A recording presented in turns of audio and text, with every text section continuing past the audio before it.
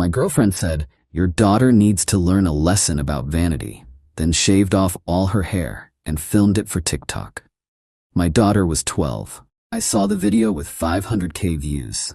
When I called the police and showed them the video, my girlfriend got arrested for child abuse on camera, and then, I, 35 male, can't believe I'm typing this. 3 days ago, my life was normal. Now I'm sitting here at 2 a.m. watching my daughter sleep because I'm terrified to let her out of my sight. My daughter Lily is 12. Was growing her hair out for 2 years, thick blonde hair like her mom had. Her mom died when she was 8, and that hair, it was like her last connection. You know? She'd spend hours watching YouTube tutorials, learning braids, doing those fancy updos. Made her feel close to her mom. Been dating Veronica for 9 months, met at some boring work thing, she seemed cool.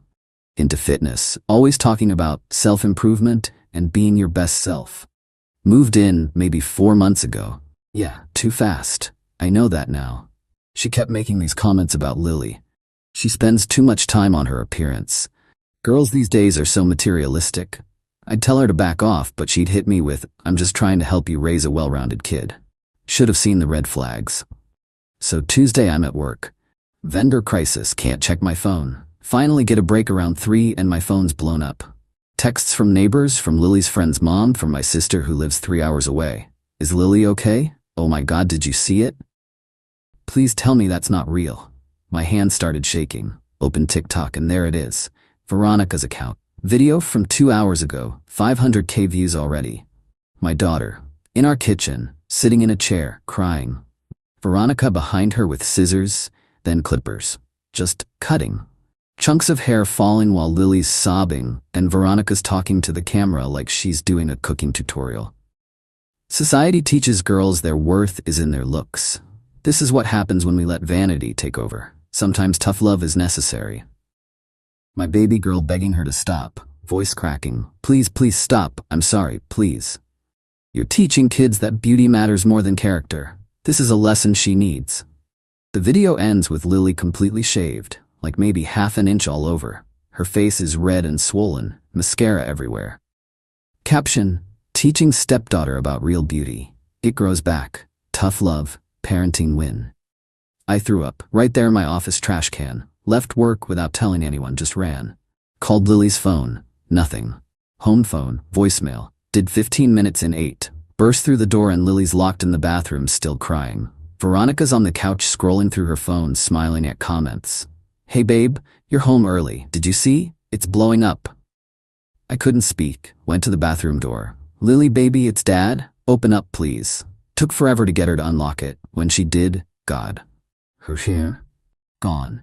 Patchy where Veronica apparently couldn't work the clippers right. She collapsed into me sobbing. I begged her to stop, Daddy. She wouldn't stop, she was laughing. Behind me, Veronica goes, "Oh, come on. You're being dramatic. It's just hair. It'll grow back in like 6 months." I turned around. "Did you just assault my daughter and film it?" "Assault? Are you insane? I was teaching her about vanity and get out." "What?" "Get out. Now." She stood up. "This is my home too.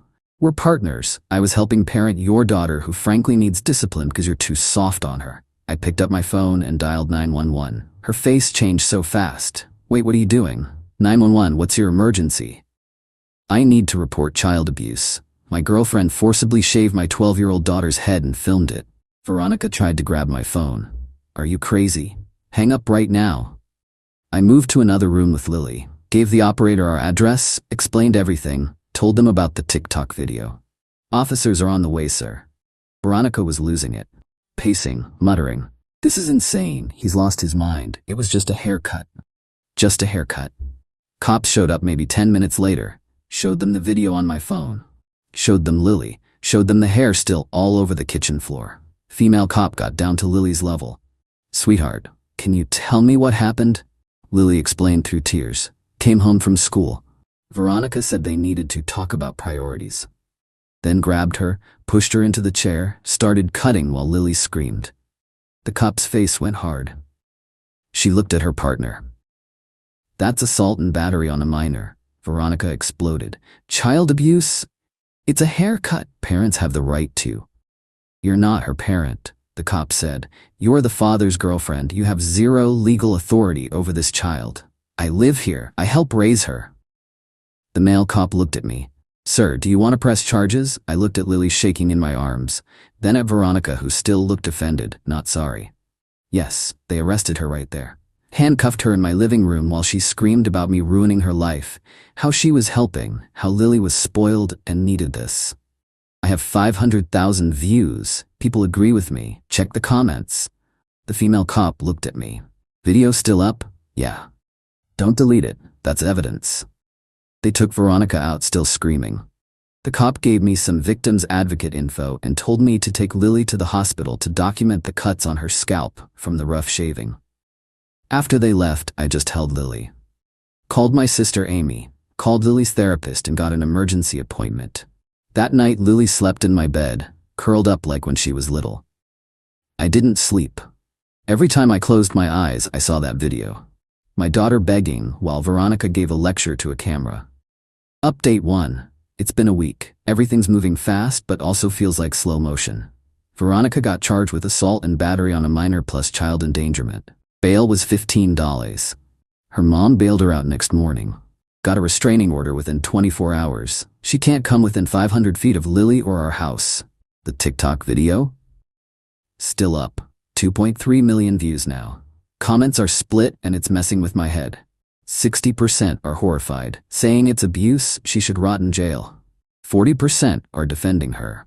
Kids these days need tough love. She's teaching valuable lessons. It's just hair.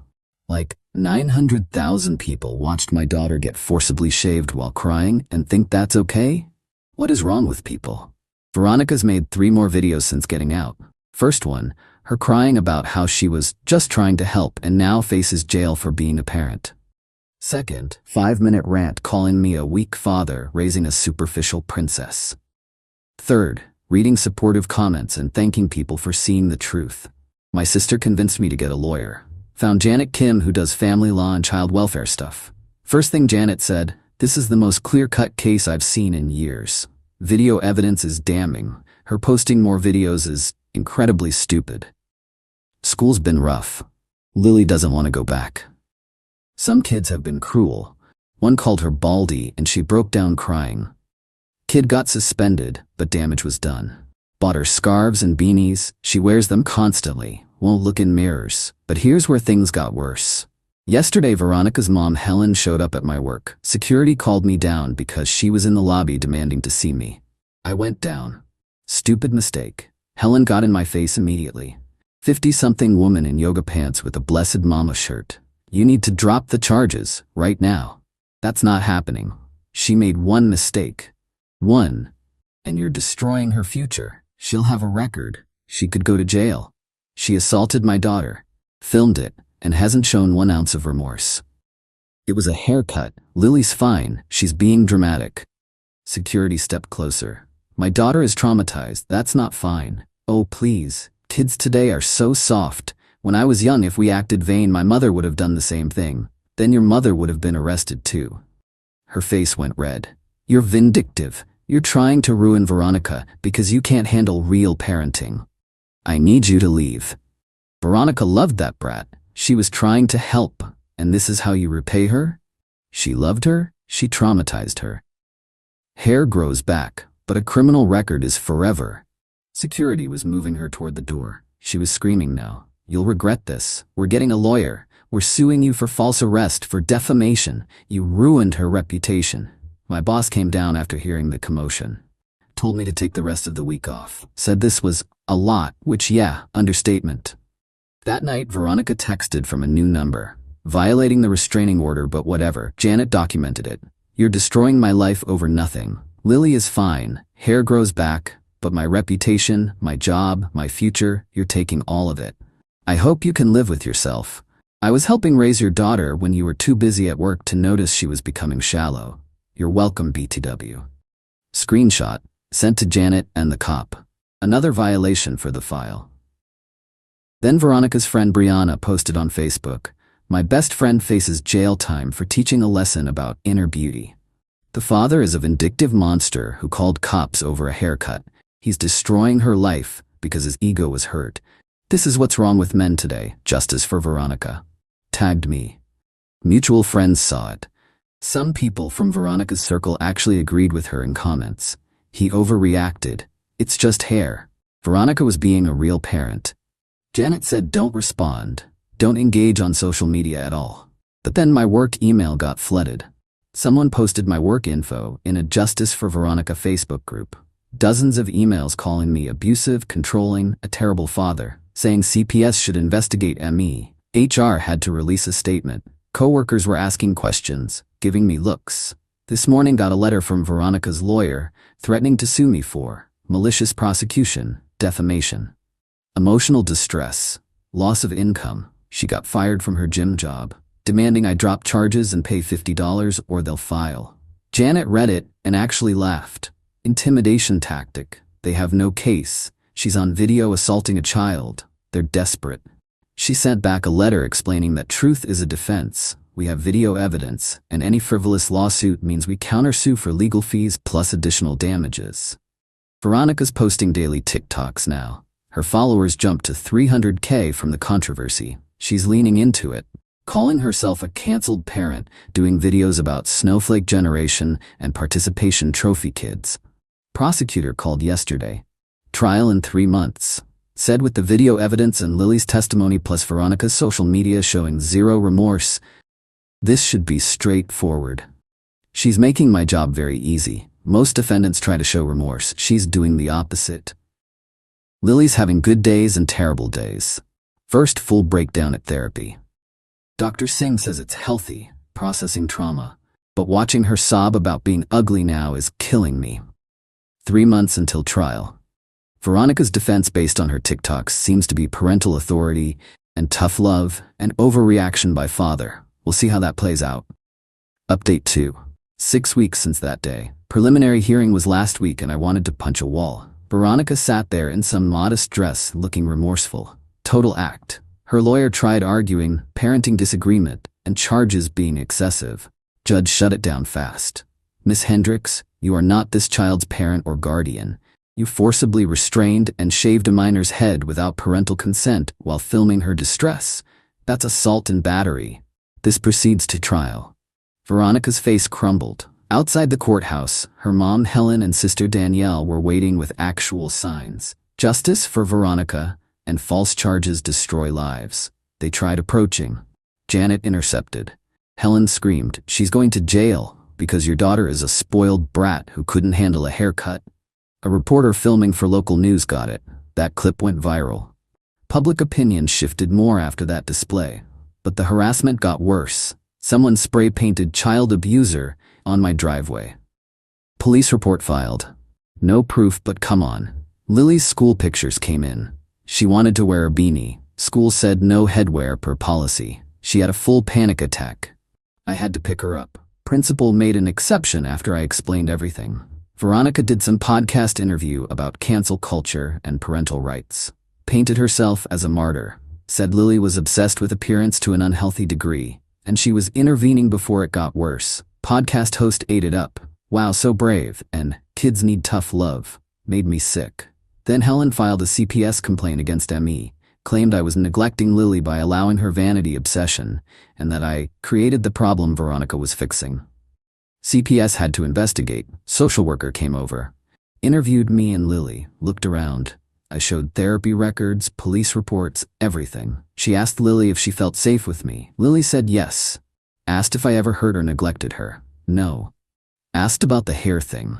Lily explained she just liked having long hair because it reminded her of her mom. Case closed in our favor within a week. Social worker's report actually helped. Documented Lily as a normal kid who experienced trauma, not some vain brat. But that week of investigation was hell. Constantly worried they'd find something, that I'd lose Lily. Veronica's sister Danielle made a GoFundMe for Veronica's legal defense. Description called Lily materialistic and me vindictive. Veronica faces jail for teaching a child about inner beauty. She's a victim of a broken system that criminalizes parenting. Help her fight false charges. Raised $8K before GoFundMe took it down for violating terms about funding assault defense. Money got refunded, but 200+ people donated to help someone who assaulted a child on camera. Terrifying. Lily's hair is growing back patchy. Saw a dermatologist who said the aggressive shaving damaged follicles, might have permanent thin spots. She might need to keep it short for a year to let it recover evenly. We got a wig. She hates it because it's not real.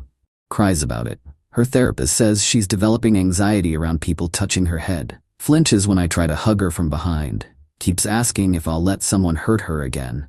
That question destroys me every time. Trial is next month. Prosecutors confident. Video evidence, Lily's testimony, medical records, therapy documentation, Veronica's own posts showing no remorse. Janet says even with a lenient sentence, we'll win the civil suit easy. Therapy costs alone are mounting, $200 per session, twice a week, probably for years. But I don't care about money. I want Veronica to face real consequences. I want her followers who defend her to see you can't assault a child and call it parenting. Mostly, I want Lily to feel safe again. Veronica's latest TikTok. 30 days until my trial where I face jail for giving a haircut. System is broken, prayers appreciated. Comments full of support. Stay strong. You did nothing wrong. Sue him.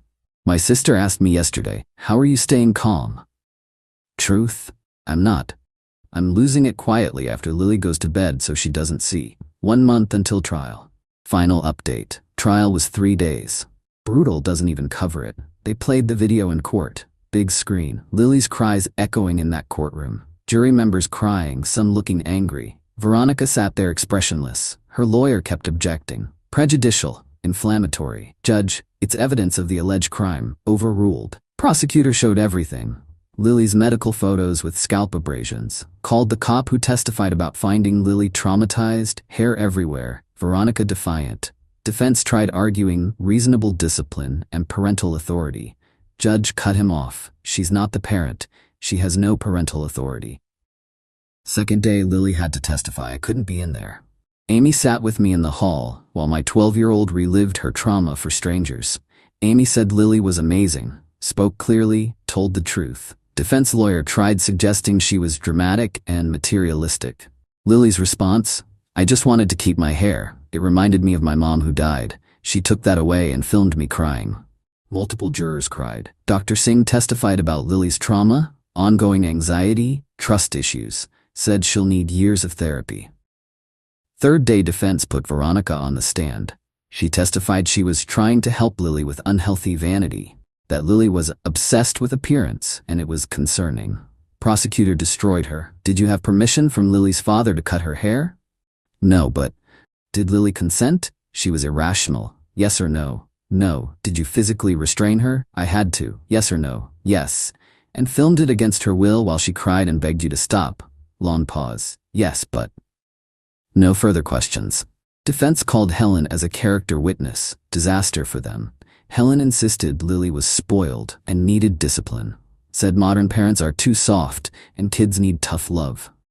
Prosecutor, is forcibly shaving a crying child's head tough love to you?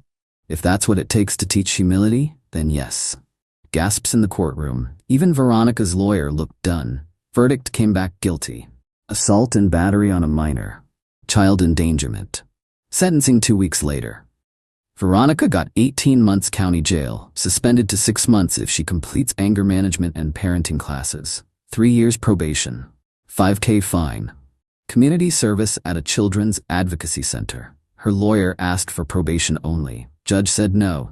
Miss Hendricks, you assaulted a child who begged you to stop, filmed it for social media, and have shown no genuine remorse. You need to understand the severity of your actions. Veronica cried. Real tears this time. Helen screamed from the gallery about injustice. Got escorted out.